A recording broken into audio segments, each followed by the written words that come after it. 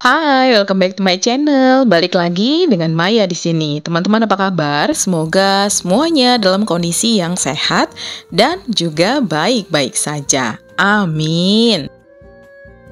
Sebelum lanjut, mohon dukungannya untuk subscribe, like, komen, dan juga aktifkan lonceng notifikasinya ya, supaya kalian tidak ketinggalan semua info terbaru dari aku. Terima kasih banyak dan selamat menonton!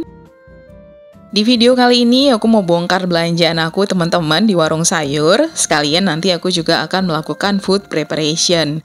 Nah, ini adalah sayur-sayuran yang aku beli untuk stok 1 mingguan ya teman-teman. Jadi ini termasuk juga dengan stok bekal nih. Jadi kalau misalkan aku buat bekal untuk anak dan suami, maka dari stok-stok sayur-sayuran ini yang akan aku buatkan menjadi bekal-bekal mereka, termasuk juga dengan makan di rumah ya teman-teman. Sebetulnya ini video lama, cuma lagi-lagi aku baru sempat ngedit teman-teman. Dan ini harganya jujur aku agak lupa ya. Pokoknya total semuanya yang aku bayarkan itu sekitar 72 ribuan. Nah, untuk wortelnya ini aku beli sekitar 1 kilo teman-teman kalau nggak salah. Dan semuanya itu adalah wortel lokal. Nah, untuk harganya aku bener-bener nggak inget karena emang ketika bayar itu langsung ditotalin semuanya ya. Jadi sama tukang sayurnya itu nggak disebutin persatuan gitu ya atau per item, tapi pokoknya langsung ditotalin. Nah, kalau untuk brokoli, kalau aku nggak salah inget satu bonggolnya itu sekitar 5 ribuan teman-teman. Lalu kalau untuk buncisnya, ini aku belinya baby buncis dan dia juga sekitar 5 ribuan ya kalau aku nggak salah inget nih teman-teman. Bongkar belanjaannya tadi langsung aja ya teman-teman, gak terlalu lama karena langsung aku lanjutkan juga dengan food preparation.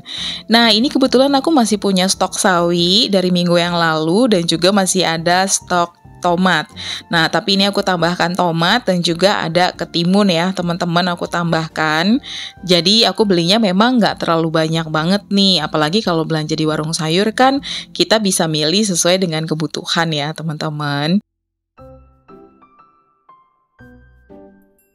Yang berikutnya, di sini aku mau masukkan lagi untuk lemon nih teman-teman. Ini lemon lokal, kalau yang di bawahnya itu adalah lemon import ya, dari minggu lalu masih ada stok. Dan ini aku mau tambahin aja untuk stok yang baru aku beli. Lalu kemudian teman-teman, untuk sayur bayam di sini langsung aku potong-potong ya. Bisa dipetik juga nih teman-teman. Cuma kalau aku milihnya yang praktis dan cepet aja, jadi aku pakai pisau. Cuma kan kata orang-orang ada kalanya yang bilang ya, kalau misalkan bayam itu dipetik atau sayuran lah ya, dipetik tuh lebih enak kalau menggunakan tangan ketimbang pakai pisau. Terserah aja sih teman-teman, balik lagi kepada kebiasaan masing-masing ya. Lalu kemudian berikutnya ini aku mau beli cabai. Ini cabainya kalau nggak salah sekitar 5 ribuan. Ini langsung aku masukkan ke dalam wadah seperti ini ya teman-teman. Jadi kayak ada penyaringan airnya gitu. Kalau agak lama di kulkas, di bagian bawahnya airnya itu akan turun ya. Jadi untuk cabainya dia itu tidak akan mengendap teman-teman. Kemudian untuk cabenya ini langsung aku petik-petikin aja. Biasanya kalau untuk awet itu kita bisa masukkan bawang putih yang sudah dikupas 1-2 buah. Tapi untuk kali ini dikarenakan aku mau pakai cepat untuk dihabiskan, aku nggak pakaikan bawang putih ya teman-teman ya. Nah, semenjak aku menjalankan frugal living, memang yang terjadi itu adalah aku jadi mulai berhati-hati ketika berbelanja teman-teman ya, terutama untuk kebutuhan makanan. Gak lagi-lagi beli makanan yang berlebihan karena takutnya nanti terbuang, malah jadinya tidak terpakai kan teman-teman, kan sayang ya, jadi kayak buang-buang uang jatuhnya.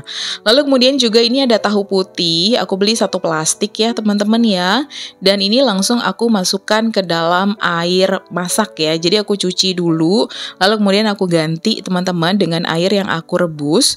Lalu setelah itu aku taruh si tahunya. Nah, tahunya itu kita taruh sampai dia terendam, terus kemudian kita tutup. Biasanya sih cukup aman ya teman-teman, sampai sekitar seminggu. Lalu kemudian ini adalah sayur oyong, karena dia kepanjangan, jadi aku potong bagi 2, lalu kemudian kita taruh di dalam tempat yang kedap udara. Nah, kalau untuk bagian melakukan food preparationnya sendiri sudah pernah aku spill di video-video tentang food preparation treatment yang sebelumnya ya teman-teman, bahwa harus dilakukan di dalam wadah yang tertutup dan dikasih kain microfiber seperti yang aku lakukan supaya lebih awet, terutama untuk sayur-sayuran hijau. Next, berikutnya ini aku mau potong-potongin daun bawang, karena daun bawang itu kan dia cepat rusak ya. Ada sih teman-teman ya tempatnya untuk menyimpan daun bawang ataupun daun seledri yang memang dia tuh bisa diisi air dan dia slim gitu ya, dia kayak memanjang gitu dan bisa kita taruh di pintu kulkas. Tapi aku nggak beli sih ya, karena aku pikir aku cukup pakai wadah yang biasa aku pakai saja, dan ya udah aku lakukan seperti yang biasanya aku lakukan teman-teman, yaitu dipotong-potong sesuai dengan kebutuhan. Kadang-kadang aku potong bulat-bulat ya, tipis-tipis seperti ini, ataupun juga dipotong serong-serong nih teman-teman. Jadi disesuaikan saja dengan kebutuhan ya. Kalau aku kebutuhannya seperti itu, ada yang aku potong serong dan dipotong iris-iris tipis seperti ini. Lalu kemudian teman-teman, ini akan aku bekukan di freezer ya. Jadi aku nggak pernah pakai dalam kondisi yang fresh, kecuali pada saat aku belanja lalu kemudian aku masak. Nah, di hari aku belanja itu masih bisa aku pakai yang fresh. Apakah rasanya berubah? Tentu aja nggak terlalu banget berubah sih teman-teman. Kalau ditaruh di sup masih tetap enak, cuma memangnya daun bawangnya yang nggak fresh aja. Nah, ini sudah selesai ya teman-teman ya. Aku potong-potong, lalu tinggal aku masukkan ke dalam wadah. Nah, kalau aku biasanya tidak selalu aku bekukan juga ya. Jadi, kalau misalkan aku ngerasa, duh kayaknya besok-besoknya nih sempet dalam beberapa hari aku akan masak menggunakan daun bawang. Nah, itu aku nggak langsung taruh di freezer dulu. Biasanya aku taruh di chiller. Sampai sekitar 2-3 hari, teman-teman, baru setelah itu aku taruh di freezer ya. Nah, jadi kita bisa memilih juga ya, bisa kita taruh di chiller dulu, lalu setelah itu kita taruh di freezer atau kita langsung taruh di freezer. Berikutnya teman-teman, ini aku beli ubi juga, biasa untuk sarapan suami aku. Nah, itu nggak dimasukin ke kulkas ya teman-teman, dan sekarang ini kita akan lihat hasil dari food preparation yang aku lakukan. Nah, ini adalah isi kulkasku teman-teman untuk 1 minggu ke depan ya teman-teman ya. Nah, itu juga ada bumbu-bumbu yang memang sudah aku siapkan untuk memudahkan ketika aku masak nantinya. Jadi nggak perlu repot. Nah, untuk lauknya itu aku nggak beli karena memang masih ada stok di kulkas yang aku beli di pasar di minggu sebelumnya. So, thank you for watching ya teman-teman. Terima kasih banyak sudah menonton video ini hingga akhir. Semoga cukup bermanfaat dan sampai ketemu lagi di videoku yang berikutnya. Goodbye!